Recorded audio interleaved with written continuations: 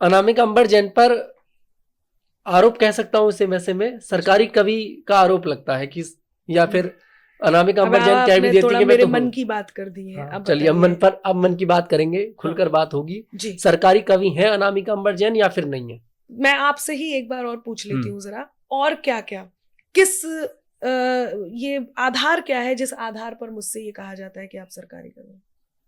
कहा जाता है कि अनामिका अंबर जैन सरकार के पक्ष में बात करती हैं। हम्म, अब हाल ही का मुद्दा देखिए, पहलगाम में इतना बड़ा हमला हुआ, बिल्कुल। अनामिका अंबर जैन ने बहुत अच्छी अच्छी कविताएं गाई, लेकिन अनामिका अंबर जैन ने सुरक्षा में चूक को लेकर सवाल नहीं किया। क्या मैंने ये नहीं कहा कि उग्रवाद को खत्म करने के लिए मैंने बात नहीं की? मैंने ये नहीं कहा कि अभी अभी आपको ये जब मैं सुना रही थी तब मैंने कहा कि कश्मीर में बहा लहू ये चीख के कहता मोदी जी, पहलगाम के हर हमले का बदला बहुत जरूरी है। क्या ये वाले प्रश्न मैंने नहीं की? और दूसरी बात, सबसे बड़ी बात, जो लोग ये कह रहे हैं कि जो लोग सरकारी पत्रकार, सरकारी कवि, ये तक भी कहा गया कि अब ये सरकारी पत्रकार, ये सरकारी कवि उठेंगे, ऐसी ऐसी कविताएं लिखेंगे जैसे कि ये जाकर के पाकिस्तान के सर काट देंगे, जैसे कि ये जाकर के वहां बम फोड़ाएंगे।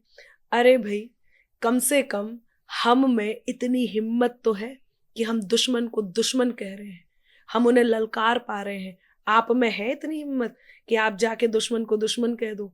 जहां आप मेरे से कह रहे कि आप सरकार से उसकी चूक के बात नहीं कर रहे, अभी अभी मैंने कहा ये हमें देखना होगा कि हमने कहाँ चूक की है। और सबसे बड़ी बात, उन गद्दारों का क्या किया जाए जो सरकार की नाक के नीचे दुश्मनों का साथ दे रहे हैं? ये सरकार है, इसलिए अभिव्यक्ति की आजादी के नाम पर, प्रश्न पूछने के नाम पर आप उन पर आरोप लगा पा रहे हो। आप देखिए ना, आपने प्रश्न पूछने के नाम पर आरोप लगाया या नहीं लगाया?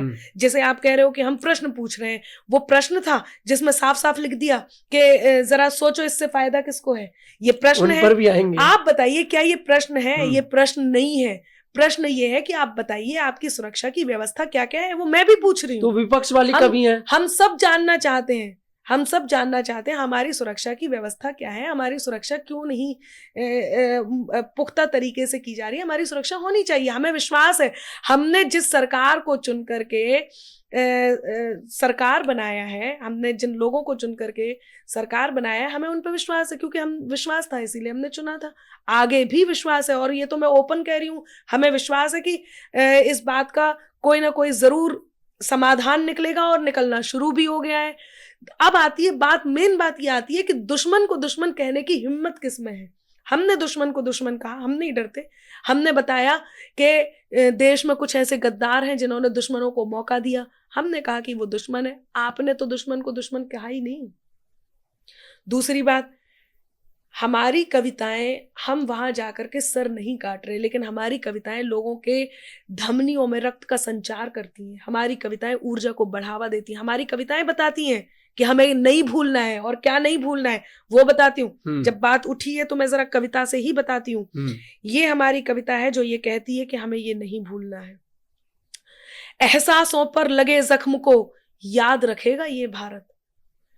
आप देखिए, हम देश हित की बात करते हैं, हम राष्ट्र हित की बात करते हैं। तनुज जी, इस बात का थोड़ा और उत्तर दे देती हूँ। हमसे लोग कहते हैं आप सरकारी हैं, एक बात बताइए, क्या देश हित की बात करना, राष्ट्र प्रेम की बात करना यदि सरकारी है तो मैं स्वीकार करती हूँ, हाँ मैं सरकारी हूँ। भगवान श्री राम से उनके होने के प्रमाण मांगे गए, उस प्रमाण के विरोध करने की विचारधारा का समर्थन करना यदि सरकारी है तो मैं सरकारी हूं।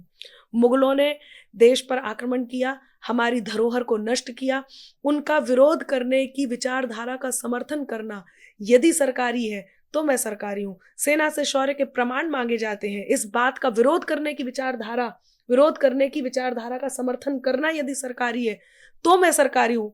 अनुच्छेद 370 हटाओ, उसका समर्थन करने की विचारधारा का समर्थन करना यदि सरकारी है तो मैं सरकारी हूं। हमारे सनातन को डेंगू मलेरिया कहा गया, यदि सनातन को डेंगू मलेरिया कहा जाएगा तो उसके विरोध करने की विचारधारा का समर्थन करना यदि सरकारी है तो मैं सरकारी हूं। पुलवामा पर जो बदला घर में घुस कर के लिया गया, उस पर, उस विचारधारा का समर्थन करना यदि सरकारी है तो ठीक है, मैं सरकारी हूं। जो भी बातें, यदि क्राइम को जीरो तक लेकर के आने की विचारधारा का समर्थन करना सरकारी है तो मैं सरकारी हूं। यदि देश हित में बात करना सरकारी है तो मैं सरकारी हूं। बार बार ये कहूंगी।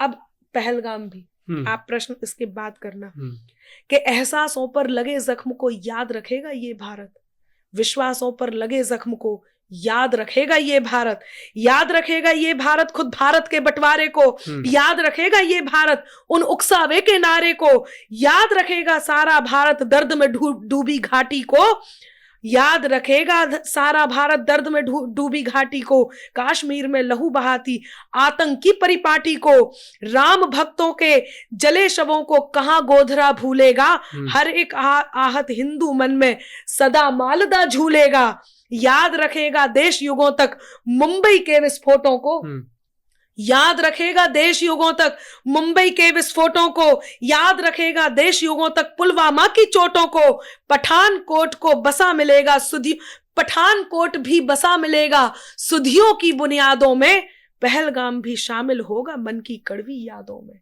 पहलगाम भी शामिल होगा मन की कड़वी यादों में। तो इन यादों में घुले लहू को हम तेजाब बनाएंगे, इन तेजाबी बारिश में हम पाक तुझे नहलाएंगे।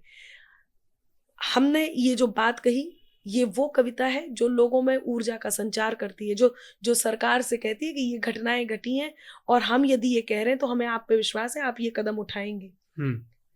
हमने ये तो नहीं कहा ना कि दुश्मन आप आराम से बैठो, आपने कुछ नहीं करा, जो कुछ हुआ है वो हमारे घर में ही हुआ है, वोट के लिए हुआ है, आप कुछ मत, आप आराम से और दूसरे आतंकी हमले की प्लानिंग करो, हम इधर निपट लेंगे। कम से कम ये तो नहीं कहा, हम उनसे बहुत अच्छे हैं।